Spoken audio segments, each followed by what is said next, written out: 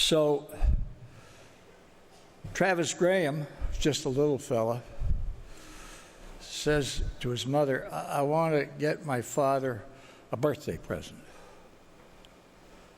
And his mother said, all right, what do you want to get him? And Travis Graham said, I think I want to get him a watch. And she said, oh, that's a good idea. He probably has a watch. He said, oh, no, Mom, he's just an announcer. That's the kind of support you got at home. Same to you, fella. Between the end at Homestead and the beginning at Daytona, during this season when the engines are silent, tracks pretty much snowed under, we reflect. We ponder the purpose of our sport, what its gifts are, what it teaches us. In our sport, there are innovators, builders, advocates, challengers, heroes, and an announcer now and then. All have a part to play. And those who play the parts with utmost passion, we take this season of reflection to recognize them and their craft. This is always a thank you time speech. So many to deal with. Some of us are inconceivably lucky to call these folks friends. I think we all call them heroes. And I'm feeling like an odd duck in a flock of fancy geese, let me tell you.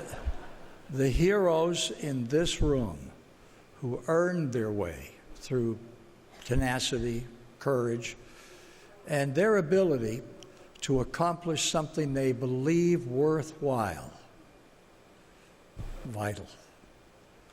And now they've added a storyteller. And believe me, I can tell some stories. Most of them aren't true, so don't be concerned. Let me tell you about my beginning. Morrisville, Vermont. C.C. Miller's pasture, where old C.C. had built his own super speedway, scraped off the sod, put up the chicken wire, you know, security, safety, and I was the announcer. And standing tall in my judge's stand, the back end of an old logging truck, with a loudspeaker on each side, I was ready to describe the battles between the North and the South. That was the Northeast Kingdom of Vermont and those fancy schmancy guys from the big towns a little further south, Barrie and Burlington. It turned out to be a very short season. Promoters invested in Albert Killer Kincaid to deal with the Southern rebels. Things got a little testy, and they had to call out the National Guard to quell the massive upheaval which followed. It continued for several hours, and my trusted scorer and myself stayed the course right there with that logging truck. Well, not exactly. We got under the logging truck and hid until cooler heads prevailed. And that's pretty much the story of the life of the Morrisville Speedway. I was 15.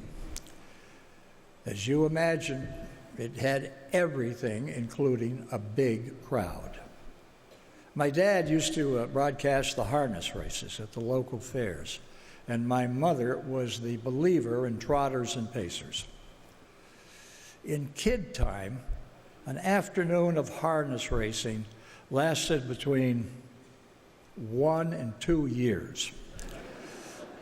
But at the big fairs, there were race cars, weekends, daring drivers, dancing with death and danger in every corner, bobtail streamliners. Boy, they take your breath away. I was fully involved. It was a book of marvels for a kid. It was the people, and it is the people today. Now think about those nominations for 2018. a preacher's son who built not only great engines, but great teams of people, human beings, who harmonized like a finely tuned engine, the late and great Robert Yates. And drivers like Hornaday, Ron Hornaday. It was Gene Shepard who wrote, "If horse racing was the sport of kings, then auto racing was the sport of friends." Ron Hornaday represents that character of drivers that comes from every short track in America. He's it. And there's Ray Evernham, modified star, Wall Stadium, Belmar, New Jersey, who learned and listened every time, everywhere, and was to develop a race team that brought Dodge back to racing.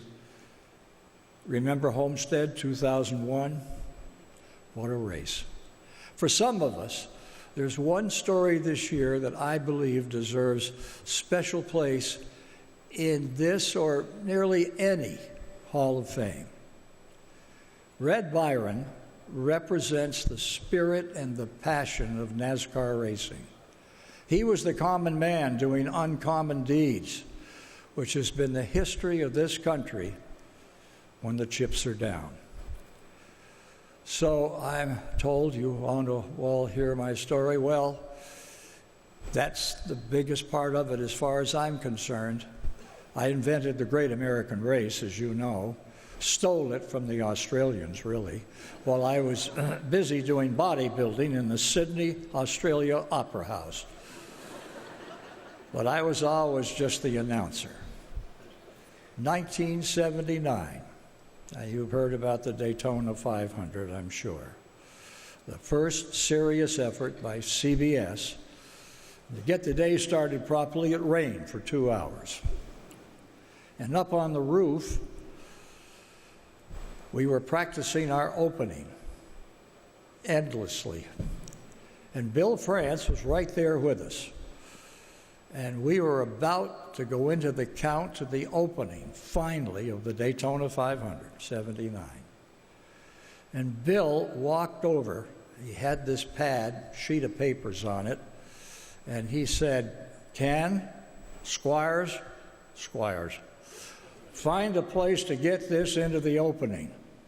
And he handed me a note. Said, remind them that there are a limited number of choice seats still available for the next event, the 4th of July at Daytona. Now there's a conundrum. So here I am now, still telling stories, somehow got through that one, passing on advice. The best advice I ever got for this night came from Ned Jarrett, who said when he joined this Hall of Fame, I don't deserve this, but I will do everything in my power to help build and develop this Hall of Fame. Ned Jarrett, 50-time winner, twice national champion. Quite a guy. But they all were. The people in the radio network, the motor racing network, which Roger Bear and I were favored to get started. Yeah, Bill said he'd give us a place to work. He did. It was a Pepsi-Cola cooler, and we had 2 telephones on top out in the hall. And Bill would show up every hour or so and say, how are you boys coming? We got a lot of stations? Yes, sir. We didn't know how many we had, but by God, we knew we had to find some. And we got them. And that was the beginning of MRN. So between that and the good opportunity that CBS offered, because they did quality television and they gave us the extra dollars to really tell the stories, of the people who are involved in this sport.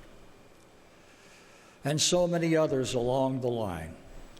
My family, most of them are here tonight. They put up with a lot. And I'm just very, very thankful to be here this evening to share my feelings about receiving this award, and glad that you're here to enjoy it and to consider it and think about what this sport means, what it really means to the American public. And I hope that you'll take that message along, that this sport is so special, so unique, and so beautiful in so many ways. So that's it. That's all the stories I have to tell tonight, all the time. And I'll just tell you good night and get ready for one whale of a great year. Thank you.